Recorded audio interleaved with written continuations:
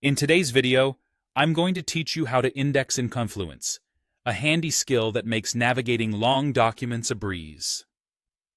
Whether you're new to Confluence or a seasoned user looking to refine your skills, this guide is tailored for you. First, let's start by opening your preferred web browser. This could be Chrome, Firefox, Safari, or any browser you feel comfortable with.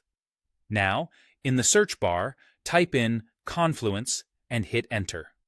This action will direct you to Confluence's official website, which is the platform we'll be working with today.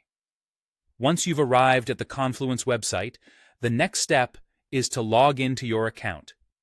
If you don't already have an account, you can sign up for free. It's a straightforward process that requires just a few details, and you'll be set up in no time. Logging in ensures that all your edits and additions are saved securely and you can access them from anywhere.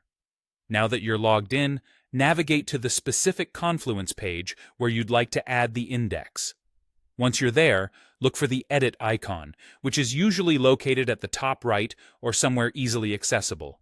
Click on it to bring up the editing tools for your page. With the editing tools now visible, we're going to make the magic happen.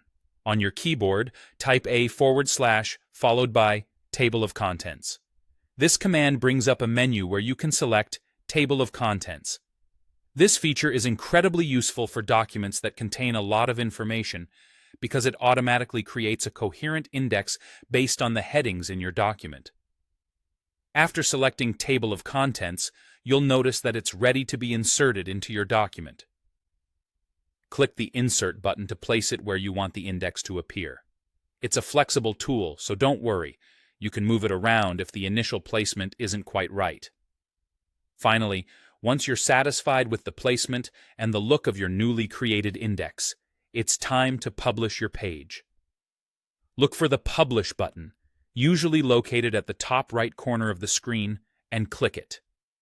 This step saves your changes and makes them visible to anyone who has access to your page.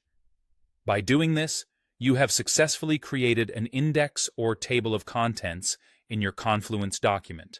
And there you have it, a streamlined and efficient way to organize your Confluence documents and improve navigation.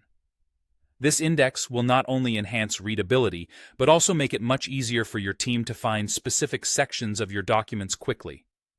Thank you for watching, and I hope this guide has been helpful in enhancing your Confluence pages.